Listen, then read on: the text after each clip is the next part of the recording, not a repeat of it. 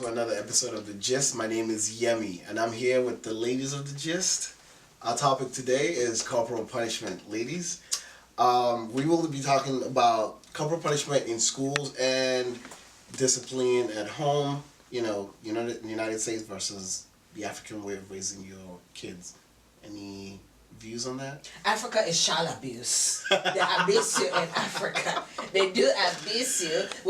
What was it we were talking about earlier? They cut you, they cut your arm, your hands, and then they put pepper inside. That's the extreme. Okay. That's the extreme side of it. Because that's our best. I mean, I got punished by my parents when I was growing up, you know, but I just instilled some understanding in me and discipline in me.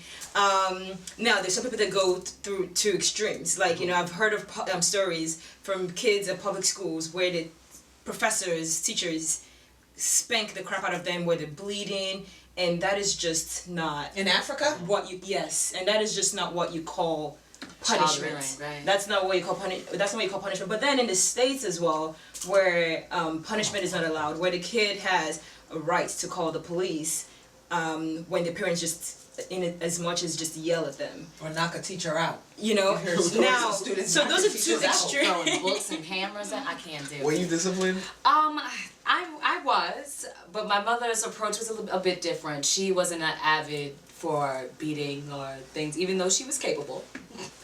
But her approach was like, you know what, since you guys are here in America, I'm not going to beat you. You're going to call police for me. So instead what my mother would do is things like, I know you guys are probably familiar, if you get in enough trouble, she would make me pump tires, pig pin. Oh yeah, and an invisible chair. That was her favorite. I used to just sit there. Oh yeah. My legs start shaking. She said, hit that ground, you will sabi. So I'll make sure I never made it to that ground because I didn't want to sabi. So that was the situation with my mother. She never physically, I can say, like, beat me to a point like that. But she made me understand that fine line between I am parent, you are child. She definitely made that very clear. I'm going to bring up a couple of instances and scenarios that I looked up on the internet before the show came on.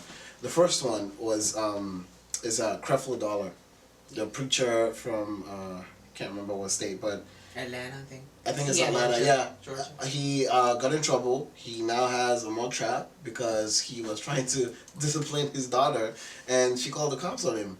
I mean, where do we draw the line? He didn't even. It's not like he even beat her or something. What did he do then? I think all he did was maybe grab her by the arm, but the cop said she had some kind of.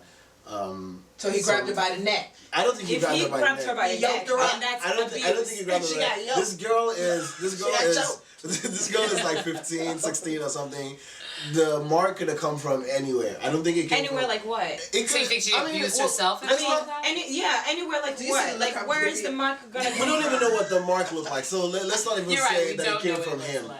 But there were marks on her arm because he did say he grabbed her, but that was because maybe she was trying to run out or something. I mean, come on. It's his daughter. What is he going to do, kill her? How old is she? She's like 15, 16. Wow. You know, and all this came about because of a party. If you're getting in a heated argument with your dad over a party, come on, you deserve to be... You deserve to be choked?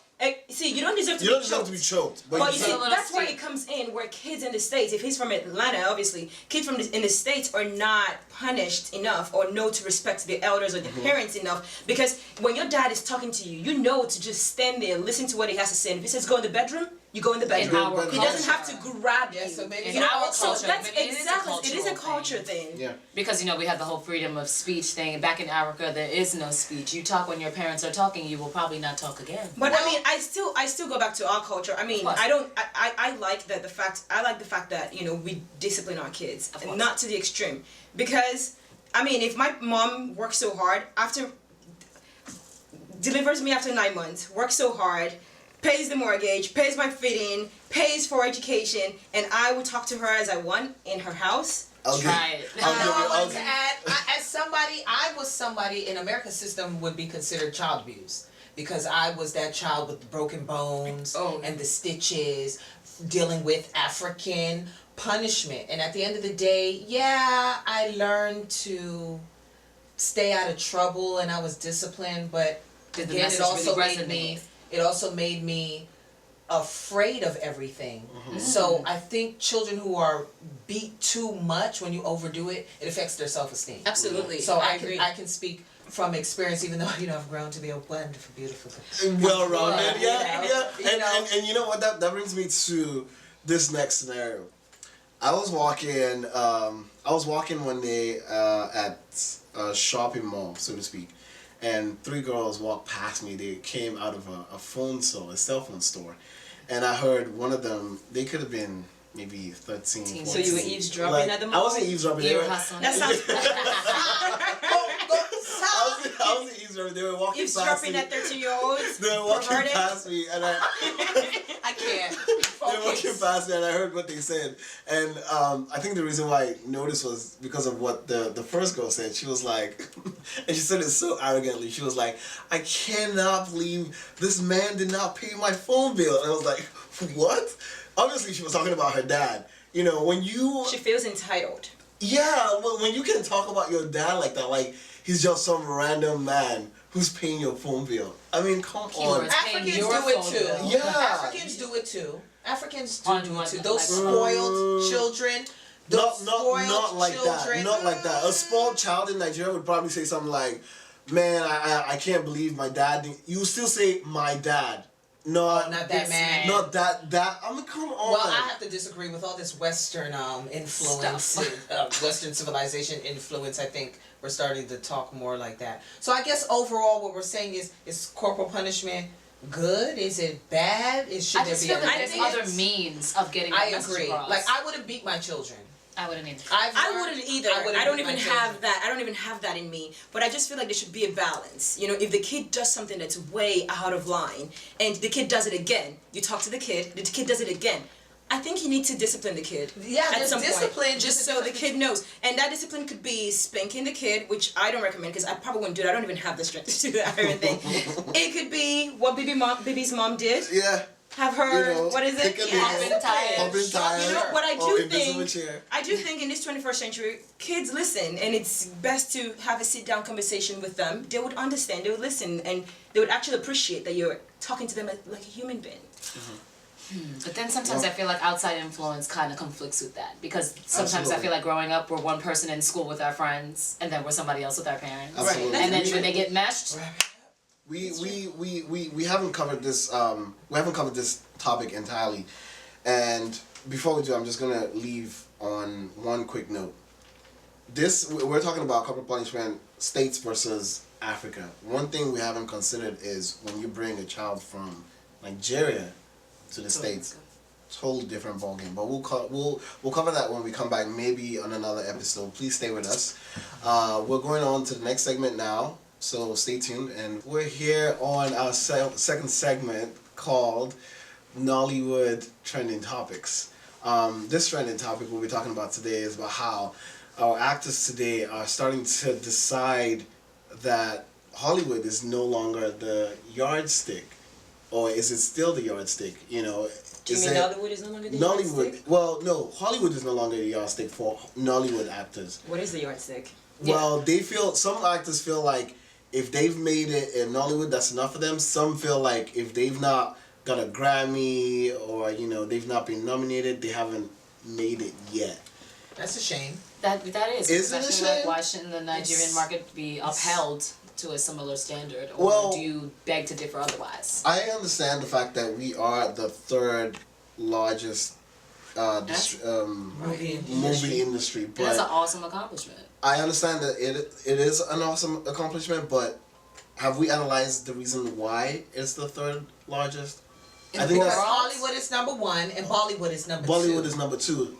Nollywood is number 3 because we make the most number of movies. That's why we're number 3. Okay. So you're. as far as production, I was gonna say content. content production, I don't think we're there yet. So I think those, And that is true. personally, I think those actors have a point. I think they have a point, but if you disagree, what would you say? No, Yes. but I mean, you know what? That's just like, and I hear you say this often. Nollywood, if Nollywood, Hollywood, and Bollywood all started off at the same time, Mhm. and we were still producing what we're producing now, then I could totally understand what you're saying. Okay. If you remember Hollywood might be fancy Tinseltown now, but you have to look at where Hollywood first started. I have looked at where they first Movies started. like Charlie Chaplin, when they weren't talking, it was just black and white, and they had the little crooked. Yeah, but that's technology for the world. No, but that's the point. Is that's Hollywood. That's how it started. The same way Nollywood is still making its trials and its errors. Nollywood started with all that technology already available, and so you feel that and Nollywood. When I was watching Nigerian TV, and when Nollywood started, is actually better. Was better then than what it is now. In regards to what, content or production? Both. Really? I was about to say that because I just did a movie premiere for Nollywood called Unwanted Guest. I'm sorry. Great movie. Great. That everything was so. Great there was movie. nothing in the beginning Nollywood that I feel could compare to. Great movie. Great movie. On the movie. flip side, there's a movie. There's another movie that premiered recently called Dr. Balo. Sucked. Okay, guess what? In Hollywood, you're gonna have your great movies. You're gonna have the ones that and then you have the ones that suck. But, so at the end of the day, it all boils down to the actors. But not. So are you stuck on production or? I'm stuck on production. When things like sound, You're are just still a Nollywood lacking. hater, and I think that Nollywood Africa has done a great.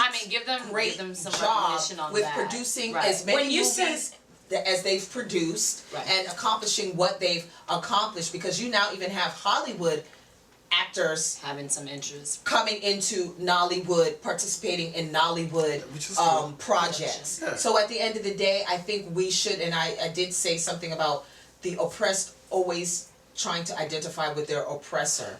Us having Nollywood and what we've accomplished, that's a great thing. Yes, is there room for growth? Is there still more for us to better? Absolutely. But I don't feel that having some little Grammy statue that the Western civilization gave you as a Nollywood actor or actress defines who you are. Because you have American actors and actresses that don't have that Grammy, that haven't been given that statue, but they are phenomenal. You look at their line of work, and you cannot doubt that this isn't a phenomenal actor or actress. You know what? I'm gonna validity anyway. I'm gonna let this one go to our viewers, and me and you we're gonna talk. We're gonna talk about this offline. Let's continue this over your response.